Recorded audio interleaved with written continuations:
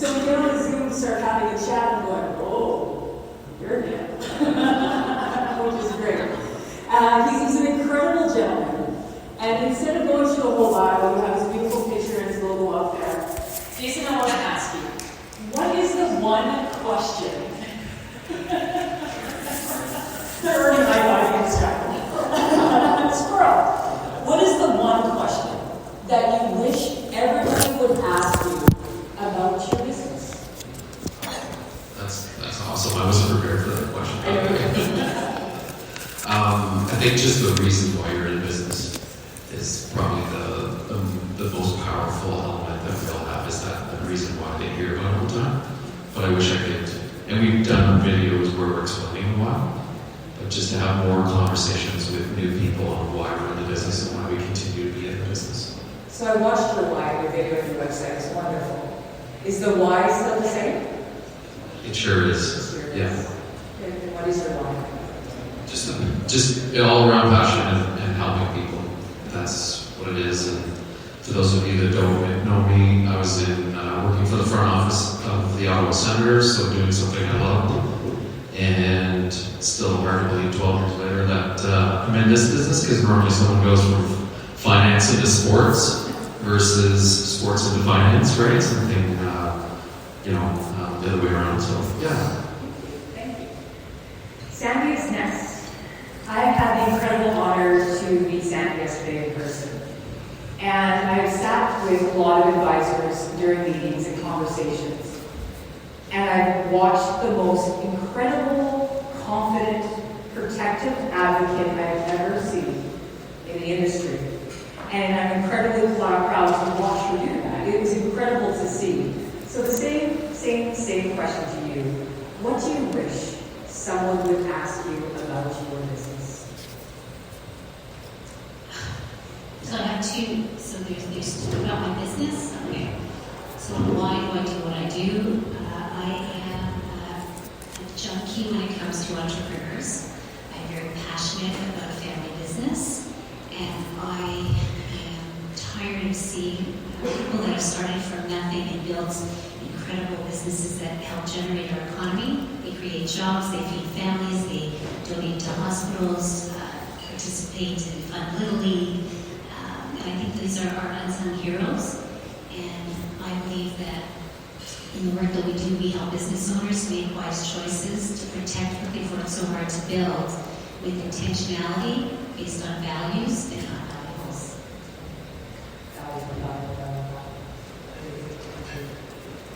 Sean. So I create everybody. I create lots of people. So watching I create a lot of you here. When I look at Sean and I talk about, and I mentioned in my presentation, where is your emotional footprint on your business? And I jumped onto Sean's website, and right away, front and center, there was pickleball, there was funky socks, there was this team. It was so great. Like, I knew Sean without knowing Sean. I've never met him before. He won't accept any of my LinkedIn invites. But then I saw this guy, and I was like, oh, she's kind of cool. I even invited him to come to my cottage, because I heard he just purchased a practice in London, which is only 2.5 hours away from me, which is, I'm a country girl, it's really close. Right? So same question to you. What do you really wish people would ask you about your business?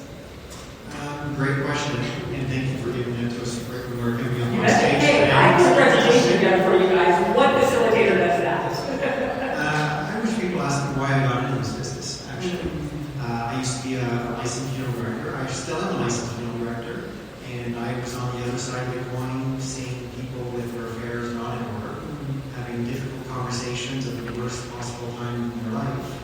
And what we do is super important. And I think it's the other side of the coin now, where I really love to put a plan together for somebody. I love exciting somebody to get their affairs in order, think of things that they're maybe not thinking of, which is normal because we're all busy thinking of other things. We're not waking up every morning thinking of, what if I get sick? What if I die? What if I don't have enough money in my retirement fund? So those are things that we think of, and we like to kind of excite them and have those conversations.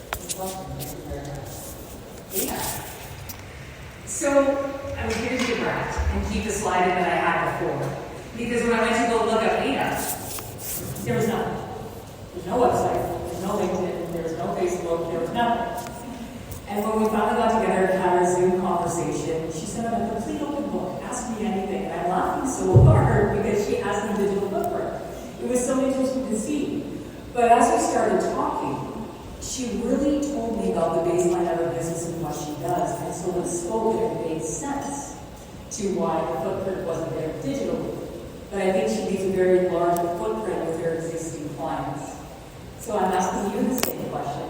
What would be the one thing you wish people would ask you about your business? Well, actually, I do have Facebook and Instagram. It's not really So I'm just personal for me. Yeah, I don't check something like that. But I was looking for the best career in the world. And I was so lucky 18 years ago when I was in grad from university. Being a vice of life is actually my first job. And working now for 18 years. And it is the best career in the world. And I think there's many clients, they don't know what they need, or they maybe know what they want, but they don't know what they need. And our job is adjust the client's needs and let them know what exactly what they need, and give a hint and how give them a solution and achieve their financial goal. Oh, that's lovely. Thank you. You say Sean. So you can do whatever you want. I would rather do it. I was just trying to make it easy, but I'll stop doing that. So the first question is about your ideal client. So looking at this world and sensory overload, there's lots of digital disruption. There is this whole challenge that happens when you acquire with client acquisitions. So what initiatives do you focus on to create, grow, and retain your ideal client outside of business as usual? So what do you do to create, to grow, and retain your ideal client? And business as usual is annual statements, client service and stuff. So what is it really wonderful things that you do about? All right, so I have to give all the credit to my team here. I just show up and smile. We love to do client appreciation events. Last night we had one at the Mayfair Theater. We like to tie in a charity to it as well. So when we meet new clients, there are oftentimes referrals from our client events. And they ask, why do we do these? I say, well, we just want to have fun. We want to get to know people outside of the statements, the financial plans, the other things we do, which are important. That's our work. But we really want to get to know them as human beings, as people. We like to do webinars as well too, educate people. We're all on board with regards to how marketing works. They understand it. You have to give away some content, some credibility to get noticed, first of all, and then people will come to you. As opposed to when I came into the career maybe 22 years ago, it was different. So you want this information, we come here first and you bring a white check and maybe a pen to sign some documents. It's not like that anymore, right? You need to be an authority in a certain topic. Not every topic has changed a little bit as well, but those are some of the things that we like to do. So outside to grow, retain your ideal client outside of business as usual. What do you think about this? So we don't do seminars and webinars and like that. I wrote a book, and that was a combination of over 30 years of seeing families destroyed because of money, because of family dynamics, because of conversations not had, because of advisors not asking the right questions, because and I'm talking not just financial advisors, I'm talking about lawyers, I'm talking about accountants, I'm talking about bankers. And so this book, I talked about it, I think I was hiking the West Coast Trail 10, 11 years ago, and there's, you have no internet, you have no phone, you have nothing, and you're sludging through the rain and the mud and whatever with my good friend Terry Zavitz and 2 other people. And I said, I'm going to write a book. And I had written this down as a goal, and oh my God, it's over 20 years ago. I was actually a strategic coach, I think it was 2001. And when COVID happened, I thought, you know what? Yes, you're having virtual meetings, you're on the phone with clients, but I'm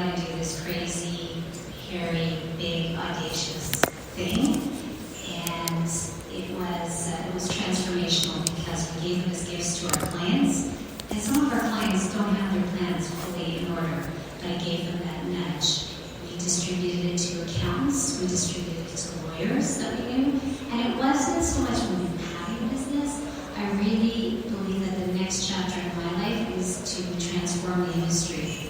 And if I can be an industry transformer, so that people are having different conversations about really important things, then I could be hit by a Mack truck tomorrow. And there's lots of insurance and lots of money and lots of things, but it's how do you transform something? And I think that it's about digital distraction more than anything else, because there's a lot of misinformation that is on the internet. When you have pen, paper, it's also in Audibles. I just started Facebook and all this stuff, and Samantha is at the back because I was so resistant to doing this. Our business is through referrals, and we jumped into the deep end, and it's been very interesting because I still don't know passwords, and I don't know what to post, and I don't know what's going on. But Samantha reports to me what's happening, and that was the big thing for me. Jason, create, grow, and retain your ideal client outside business. Yeah, for sure. And it's almost two questions, right? It is. Just to break it down, when you start and you have 0 clients, everybody's ideal. That's where I started, so it's definitely evolved over time. And I think most importantly is just identifying those characteristics of those people that you'd like to work with, those business owners, whatever they are, where they hang out, how they dress, where they eat, all those items, and kind of where it started. But most importantly, just working with wicked awesome people, right? And from there, the retaining piece, for those of you that have read Raving Fans, but definitely something that I would encourage as part of our mantra. We created a client care program to help retain once we identify those ideal clients. And it's very simple. It's just what do you think as an organization people want? Then you pull your ideal clients, not everybody. You pull the ones that you want to replicate, and then you implement it. So we're in year 2 of this, and we're just going through the process where we're pulling our ideal clients again to make sure that everything's still relevant to what we've done. So it's come a long way from anybody to really defining it and then creating a program to help retain those people. Thank you. Ada, do you need to repeat it or you're okay? My business model is mostly came from right now, 90%. I think how do I do that? Other than what I really was doing, I host a client appreciation event and send gift to my ideal clients and ask them if they feel comfortable and they like it. Share the gift and about me on the social media. So it's a great advertising for people introduce and tell a story about me instead of I telling the story of myself. And I would like to talk about something like outside, not just business as usual, but outside the business. I believe it's maybe one of the reasons because of my habits. And I think everyone has their own habits and enjoys something of doing. When you have a passion and enjoy doing something you like, you won't be a financial advisor anymore because your client will see you and like you as a person instead of just a financial advisor. So when you're doing golfing, you're a golfer. When you're doing music, you're a musician. When you're cooking, you're a chef. The mutual interest can build up, can find friends easily, and friends is able to build trust, and then the trust will lead you to the business. When you find a click, it's so easy to find business. For example, me, I like decorating by different occasions, cooking and baking. So I always invite friends and clients to our house dinner. We're not just client business relationship anymore. We become friends, and the relationship is more close and can last forever. So they always think about me, and we're keep giving me referral. That's wonderful. I love that. It's all you spoke to the very commonality of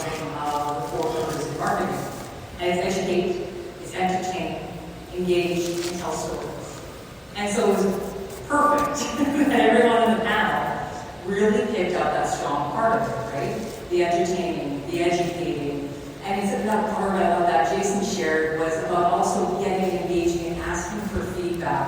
That is so strong and that is so powerful because you want to work with more people and then telling stories and having people be your advocate, your voice, and inviting them to your home. That's incredible. Thank you guys for that. Thank you. So brand and profile. So past, present, future, what we're looking at this. So how did you build your brand and profile in order to elevate you as an expert beyond the book that you wrote? And what is your emotional fingerprint kind of putting it all together? So Sean, how did you build your brand and profile to elevate you as an expert? Good question. It was something that happened during the pandemic, actually. We kind of stopped everything, slowed down, and said, what do we really enjoy doing? What conversations do we like having the most? And if we're going to make all these changes to our business, webinars, we wrote a book as well, too, on retirement planning, a podcast on retirement planning, and it was retirement planning. So we rebranded Retirement by Design because we wanted to be super specific. People were coming to see us or met us, they know we weren't going to talk about illness insurance for children. I think that's important, but it's just not something I think.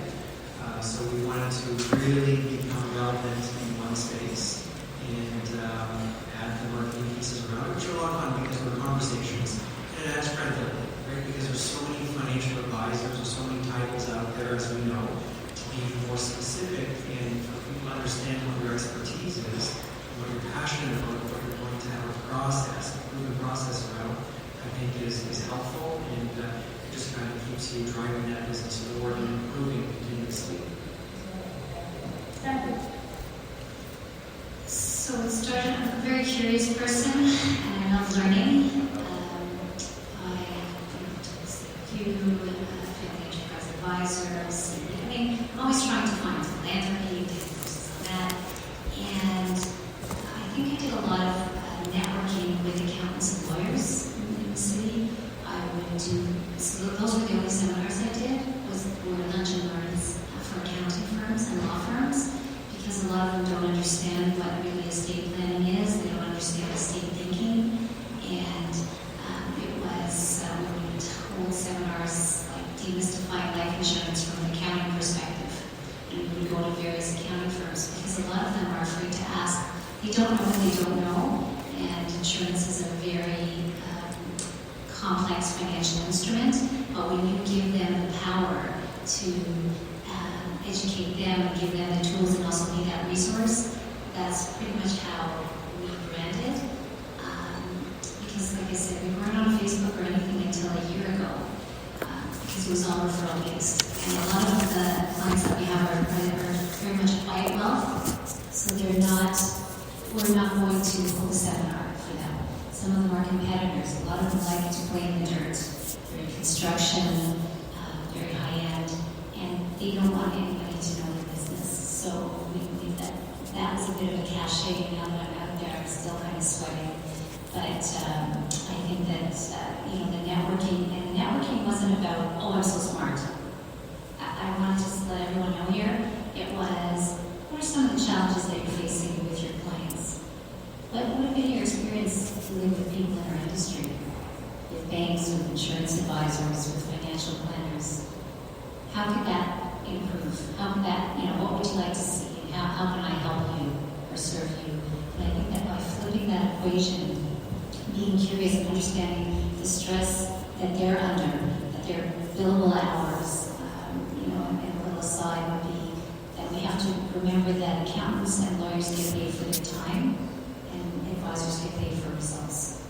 And we have to be respectful of their time, but also ensure that the client gets the results that they want based on their goals and their values and their vision. Jason, elevate you, your brand and profile, elevate your team as an expert. I love branding. I love it. Starting in your basement with no clients, the first dollar spent was to hire a marketing company to position. I remember having a conversation around a group, and I'm like, but there's no one in the group, it's just me. But that was the foundation of the business, and I knew it was so important. creating something was, one, having a rock solid brand that would set you forward for the future and also something to build on. And then also finding the partners. So utilizing our partners brand, which of course, spend hundreds of millions of dollars in the marketplace. So piggybacking with them and helping really enforce that. And even further to your last question, what we did last year celebrating our 10th anniversary is we readjusted our brand to speak to our ideal client, which wasn't there before. So now it's specifically research-based and it speaks directly to our avatar. Hey, how do you elevate you as yourself as an expert? Because you want to find out how to work. How do you do that? Well, as I mentioned, 90% of my business right now came from referrals. So I don't think I built my brand. As the clients actually still want to build a brand for me. They keep giving me referrals. It's mouth to mouth, and when the referrals can, I'm not the prospect's first impression. It's a second, because the client already talked about good enough about me. So yeah. It's really interesting what all of you said too, because there are different situations, and it depends who your ideal client is and what marketplace you're working in, right? We all have different approaches, and that's really important to put through. But our branded profile, it's actually, I was talking to Wendy about it when we have, bathroom conversations, right? She's excited, she's reviewing her website. And any type of branded profile, it's like getting a really nice new suit. It's like getting some funky socks. It's like having this incredible personality, your emotional fingerprint that is out there that says to who you are and who you serve and what that experience is. And it's that part of I love, like dangerously. I think it would be in branding and marketing if I wasn't in this. Like all my logos, I created those. Those are all me, drawn. Like that is such a fun, passionate thing because it is your beautiful suit. It's how people see you. So thank you guys so much. This is fun. I'm having fun. So processes, community collaboration and efficiencies. So when looking at community collaboration and efficiencies, how do you stay current and who is on your team internally and externally? So how do you stay current and who is on your team internally and externally? Start with you. Sure. My team is not big. I have a full-time assistant and a social advisor. They do notes, meeting client for some financial planning, return clients, those kind of paperwork things, and also calls, etc. And I enjoy the front line, meeting clients, achieve your financial goals. So I'm not good at it, and I cannot be good at it. So I just do some things what I enjoy, what I'm good at, and leave the numbers to my team to handle and become more efficient. For outside and external, I'm actually do a lot of volunteer, community volunteer work. I'm right now the president of a nonprofit organization in Chinese community. I believe the more I give out, the good thing will come back to me. Thank you. So, who's on your team, internally, externally, and how do you stay current? How often do you meet with your team or your external and internal contacts? Kind of knowing how the pulse of what's going on. Who's your Google Trends? So my team internally in Ottawa, I have 5 people on my team. One is my spouse, the other one is my daughter, which she's got 9 kids, which she's on mat leave again for the second time, which proud grandpa, but there's a little bit of a hole in practice every once in a while, right? Which I'm totally okay with. Even though it doesn't sound like that sometimes. And then in our London office, there was 4 people there, and there's a husband and wife team there as well too. So the cool thing is family dynamics, right? Which there's a lot more positives than there are negatives with regards to that. There are some negatives, but the positives definitely outweigh that. And we do meet regularly, so we follow EOS, the Entrepreneurial Operating System. The practice I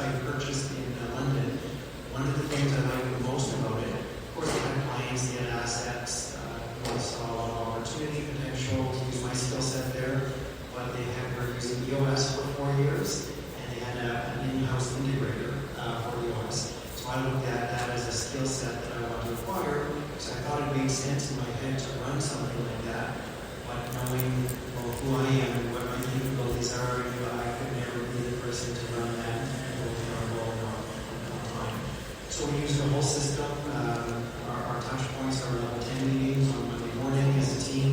So we do it virtually, all the team together, one-on-one, and we deal with issues in there. We deal with successes, rocks, goals, objectives, things that we're doing, and we have a lot of fun. I think they're very positive meetings, and we've seen a lot of people grow in those meetings, and capabilities and successes that they've had, and able to share that with their peers on a regular basis. I think that's awesome.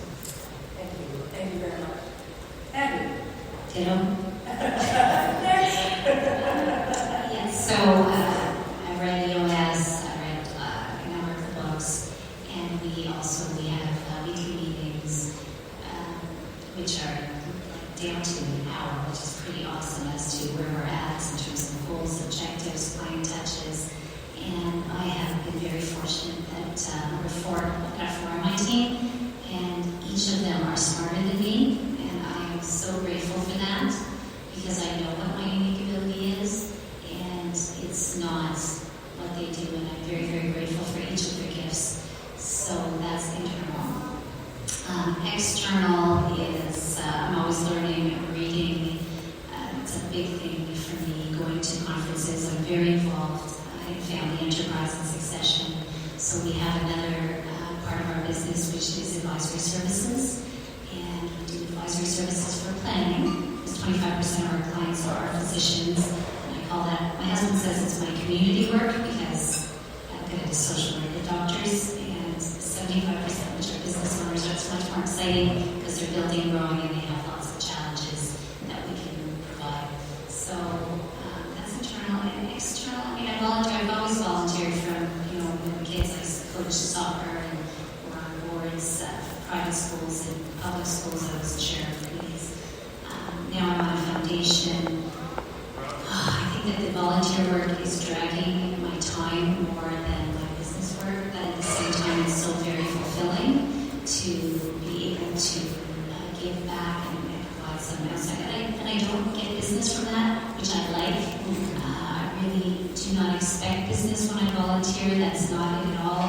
It's just that if someone needs help, outside I also work with the homeless on Thursday nights. We're down in the market, and I find it very grounding when you're meeting them. And I always say that I'm going to hell in a basket, but my homies, I call them, tell me God bless you. So they're giving me some credits to go upstairs, and that's pretty much our team.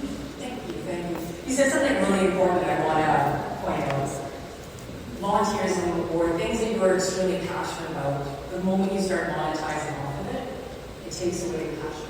So be really aware that there's an incredible meme out there about Kevin who started knitting incredible scarves. And then everyone said, Kevin, you should start selling your scarves, right? And then here's Kevin a year later hating scarves.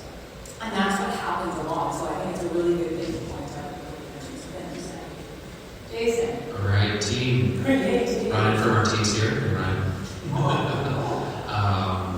So we're a team of 6, there's 4 advisors. We actually have a dedicated client care associate, so our entire role pretty much is just helping people on board. We've done things like as our clients are in meetings, taking their keys and gotten their cars washed. Just, all a little cherry on top. And as you said earlier in your presentation, Kim, to have somebody from the outside, so we're going to work together through the hospitality side, so she's got the hospitality mindset, which is very refreshing. So that impacts our business. I think that's part of the way that we stay relevant. I mean, technology is that element. I think our industry is so far behind.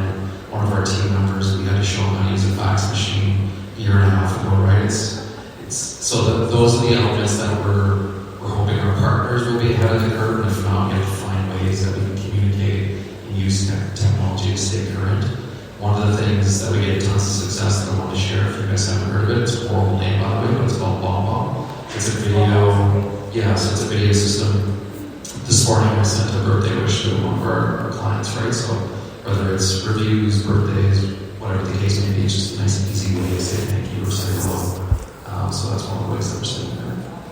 Thank you. I like BombBomb. It's really To your office for an appointment to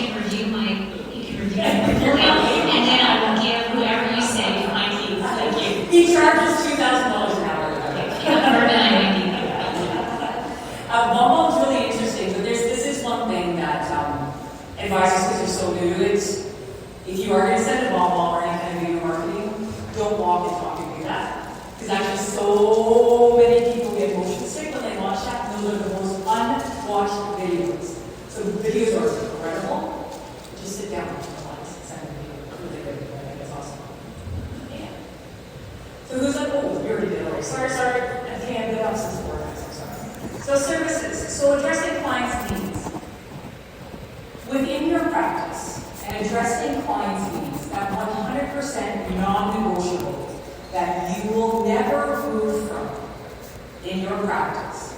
What is that non-negotiable that you'll never change? So addressing clients' needs. So for example, Jason would be every year he's going back and getting and soliciting feedback from his ideal client. So to give a bit of an example. So what would be your non-negotiable on helping address your clients' needs? There's something I would do for sure from the first appointments with the clients. I always have a conversation with the clients, ask them lots of questions, and have a basic financial planning in place now. So when you know clients in and out, not just their financial needs, but also their lifestyle, habits, like everything. So it's so easy to judge their needs and give them the best solution. Thank you very much. Sean, non-negotiables, not moving. I first want to say, Oscar, I also was here for my team. I forgot to mention you, Oscar. I knew I would. So I don't have my notes. That would be difficult. Sorry, Oscar. Anyways. So thank you, Oscar, for everything. He has a great story of a young advisor coming into the business, following a career path. So people that say that there's no young people that want to come into their business, that's wrong. They're out there. There are Oscars out there, which can't have this one. So non-negotiables. I thought you were non-negotiables. I'm his agent. I would go back to EOS for that and look at our core values. Right, our core values exist not only for our clients but also for our team members. Right, so our non-negotiables would be number one, relationships matter. Right, when it comes to our clients, our team members, people that we interact with, even our suppliers. Right, whether it's a funding company, an insurance company that we use. Right, we want to make sure that we have a relationship with them for the right reasons and vice versa. Second is solutions focused. Right? We want to find solutions for people. We just don't want to go through the motions and say, here it is, there's nothing we can do about it. We want to help people. And the same is important within our team. We don't want people to just come to us with problems, come with solutions, and we can work together. Right? There's always a fix, and we're always stronger as a team. And the third one would be house first. Right? We're always ready to roll up our sleeves, even if we don't get paid for it. The client interaction, that's okay. Even though if we're tired, but our teammate beside us is doing something, a job that we've done 5 years ago, we really haven't done it, they'd be like, I don't think I can fax anything. I don't know how to use a fax machine either, right?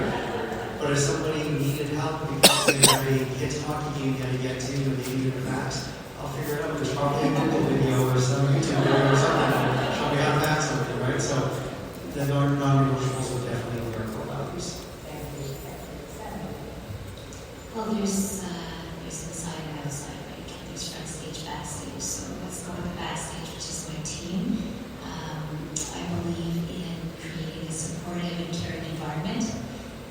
There are women. We're about to hire a young man, and it's going to change the dynamics. They have children, they have partners, they have obligations, and we have to understand that we must be flexible as employers. Because, how can we say we have values when you expect your staff to work 10 or 12 hours a day? So offering flexibility, remote work, having a great deal of trust is important. And I believe in I give trust, and if it's violated, then you'll know, right? I trust first, and that's just my personality. So that's the backstage. Front stage for clients is what we call right fit. We have initial meetings. Initial meetings basically go through our process. We charge an advisory fee to be paid up front. And if they are not prepared or we don't think it's the right line, that's okay. There's other people that we can serve, and because we have a very we have a very distinct niche. We do not market to the masses. We will refer out if need be. People are willing to pay for good advice. they're not ready to commit, it could be the wrong time, which is fine, and then do the plan because we have that process. So I think that addresses, because we do have a service process, we have a follow process, we have a CRM which we're about to blow up and spend a lot of money on something else, and it's all an investment. And I also think that it's about investing in your team, not just investing in your portfolio. And I'm a big believer in that, and I'm very grateful that I've just got an incredible team. Tough act to follow. Yeah, I guess the non-negotiable for sure would be around the client experience. But exactly what Sandy said, just making sure that it's the right profile client and that fit meeting is so important. But for us, everything revolves around the client experience, like the survey, really following Rating 10. Really, it's the easiest read of your life. It's kind of corny, but high level, it just, it puts a culture in place on how to treat people. And the secret sauce is just treat people the way that you want to be treated. Really, I mean, that's it at the end of the day. But it's just, following that and not don't accept anything but the very best, right? So it's that simple for us. So Tira, thank you for that. And everything all four was said was all this part of it's back to the basics. So there's nothing incredibly different or unique. Have a process, stick to the process, and who the process is for. And as soon as you veer off of that formula, that's when you get bit. Every time I've ever made an exception to the rule, and people that I work with making the exception to the rule, that's when something blows up. So it doesn't mean that they're not a nice person or not the right client, you're just not the right fit, and that's okay. That's truly okay. So thank you guys for sharing some knowledge about that. And then what Kate showed us with I'm pretty sure it was Kate's slides with the various stats of those millionaires, right? They're like, wow, you just have to pick up the phone and call somebody back. You just have to respond to an email. Yeah. It's incredible, right? Yeah. Something just very simple, or how do you do it? How do you do it? I saw this show, I saw it watching today. It's amazing. It's amazing. Thank you. So financial growth. Financial growth, profit, purpose, passion. And I put this way of profit, purpose, passion, because we do make that mistake. And we hear all this talk about what are you passionate about?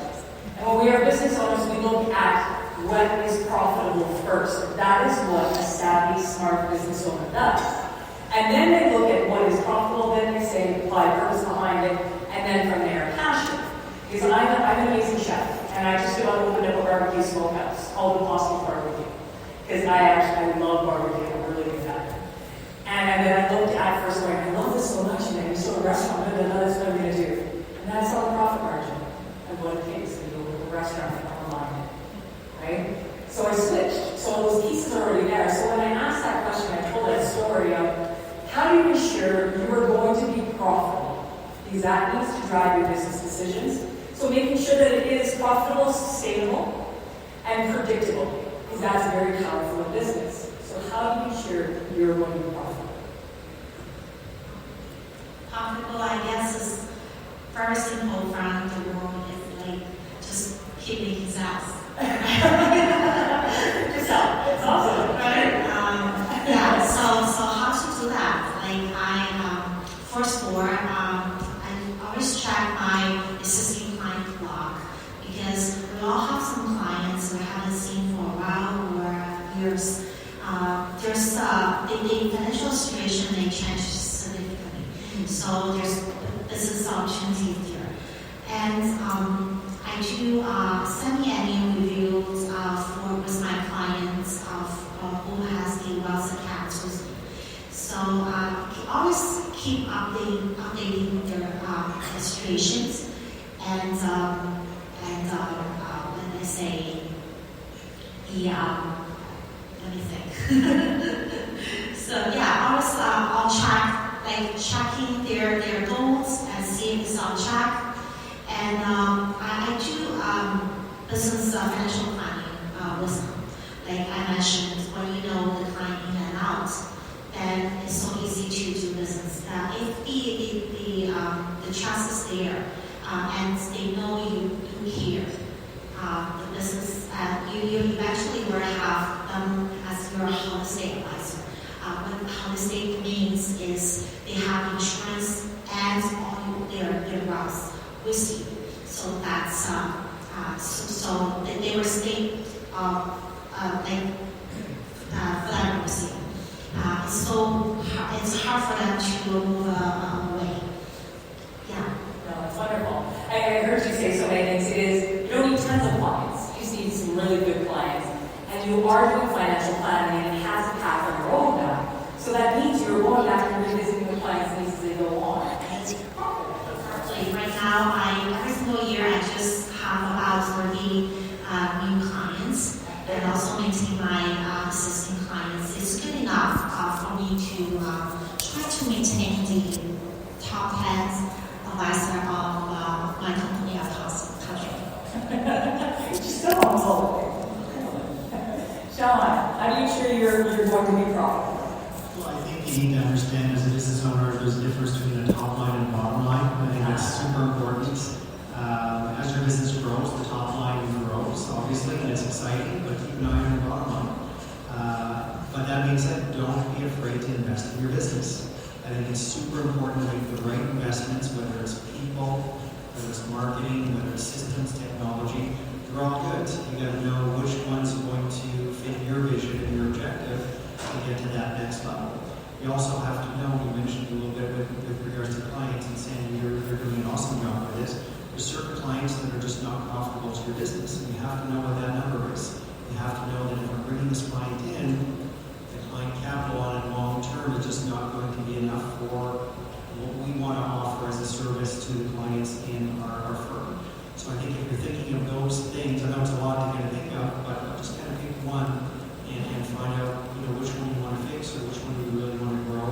And the next one gets easier, the next one after that, and it's fun. So, the result is profit. There's no question that the result is profit, but I don't look at profit first.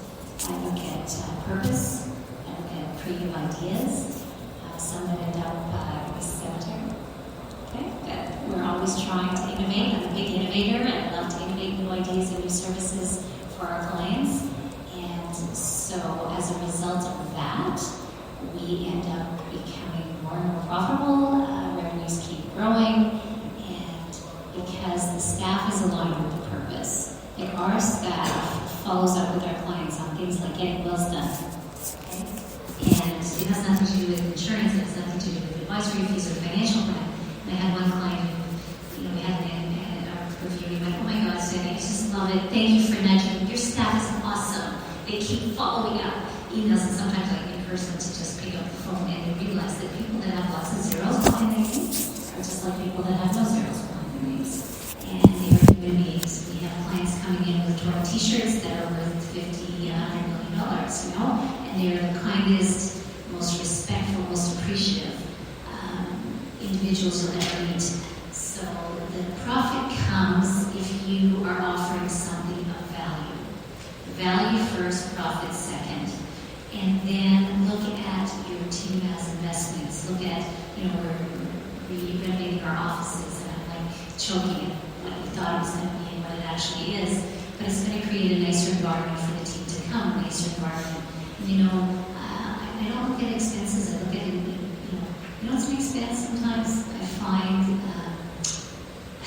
service providers for technology, because you're like dying, right? And time, you need them. But I think that you have to look at, what really gets your business going that has a competitive edge, and it's investment. And it is people, and it's processes, and it is technology too. I have to go first next time because I can't follow these answers. So important, but it's almost like that secret sauce. That's not why we're doing it. We're in the business for helping people, and then profit sometimes is an afterthought. But at the end of the day, it's so important, and if we have a full-time CFO, they're going to be asking us for profit all the time. We should know the answer. One of the things that we've done is to go back to our partners and help provide profitability reports. It's just very important, and we used it to actually build out our client care program. So not sending everybody for the car wash. So what does that profile look like? What's the profitability? So it helped us. I think he just canceled my appointment. So it's important, and also the Moss Adams model, if anybody follows that, but it's the 35, 40, 25. So 35 in operating expenses, 40% to partner's salary, and then 25% profit is kind of that goal. Obviously, depending on where your business is at from growth, it might be mostly in operating in less than other areas, but that's generally at the end of the year, just trying to use that as a benchmark to see where we're at and go from there. Thank you. Thank you, guys. It's really neat to hear different perspectives, what drives you and where it is. Business is about being profitable, and you have to make decisions, and you align your values to where the profit comes from. That is truly important. If you don't look at that and take those moments, and sometimes it feels icky, right? But it's one of those factual things. You have to make those decisions. There are times when we make emotional decisions or look at different things. So it was nice to hear a successful advisor have that understanding of unknowingly that it does, your values, your decisions, who you hire on your team, all drive the bottom line. And it's not a shameful thing to focus on profit. Because what you do with that money, and when you focus on profit, that is a utility, that is a tool for you to do amazing, incredible things. It really, truly is. Money is not a bad word. Profit is not a bad word. There should be no shame around it at all. So thank you. That's wonderful. That's fantastic. Okay, rapid fire, and then we're going to wrap it up. Does that sound? So, because I got to say yes to Aaron to facilitate the panel, I get now 204 voices, and I get 2 centuries of experience that I have standing all up here, 5 of us. So rapid fire, just a couple of words really quickly as we go through it. Jason's going first. He's hanging on to it. He's hanging on to it. He's taking it across the go on, so you're not touching my stuff. Okay, can you see my screen just in case you need it? Okay, so rapid fire. What do you see as the greatest opportunity? Confident knowing your voice would be heard. What would you say about the culture in the industry? And what was your greatest motivator to start? And what is it now? All right. Technology, trustworthy, passion. Wow! I'm overachieving. You are so smart. Okay. Oh my God. Okay, so I can look over here. Demographics. The age wave. Let's put that.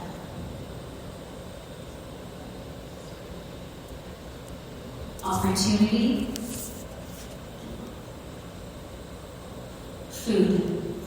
When I started. And now. Legacy and purpose. I would say the first one would be definitely estate planning. I'm a slow reader, sorry. Well, I would say complexity. And greatest motivator would have been definitely being my own boss. And now I would say legacy as well too. Yeah, take us home. Now, different questions, I guess. Let me see.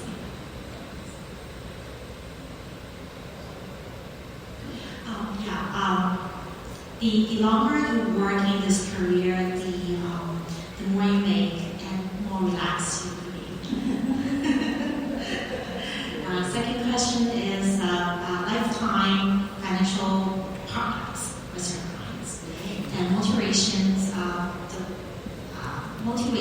at the very beginning is survive. And now is recognition, achievements. That's wonderful. Thank you. You all have been absolutely incredible. We have a couple of minutes left. Is there any questions for the boy Rexman? Yes.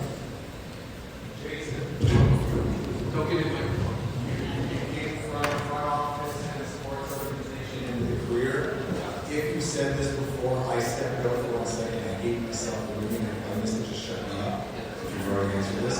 What was your trigger? How did that introduction happen in financial services? Yeah, it was one of my good buddies actually.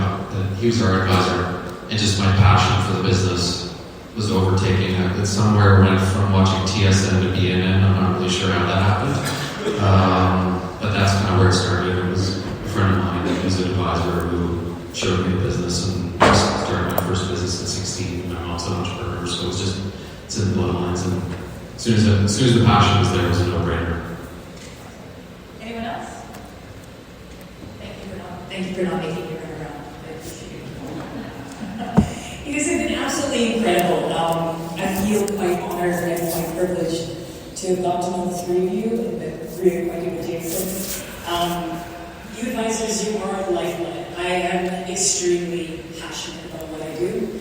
I have made my big money, I have done my big things, and everything I do until the day I die is about helping getting your voice out there, about having these incredible conversations. So kind of going back to that whole piece around what everybody said, and me answering that one little question of why did I join the financial services industry, and why am I still in it today?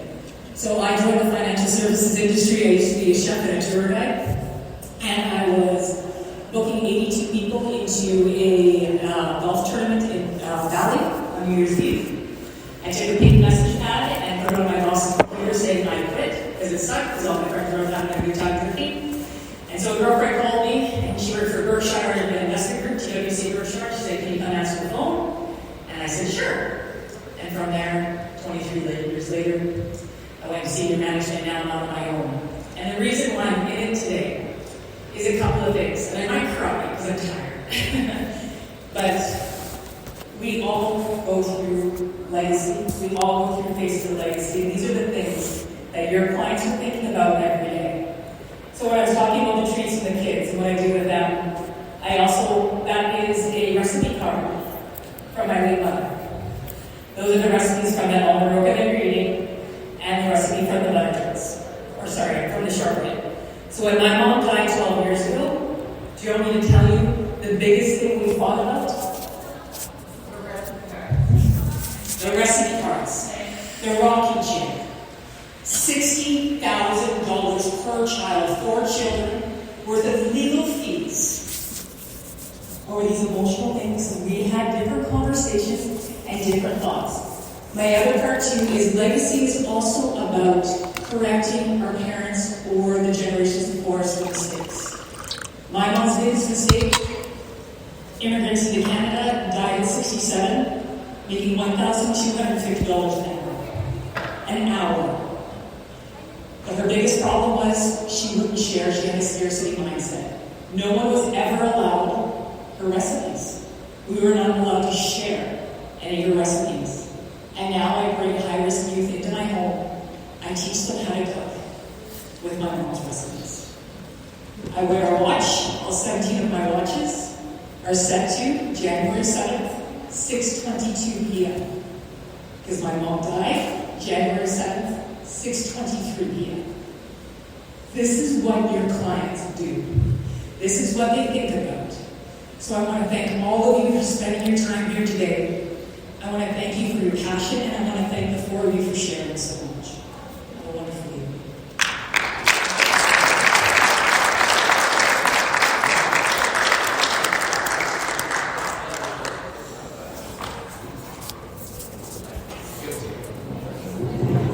Thank you, Jason. Are you sure you want to say anything else? Thank you, everyone, for joining us today. That's a wrap. We really appreciate your time. Stay tuned for what's coming in 2024, and have a safe and happy holiday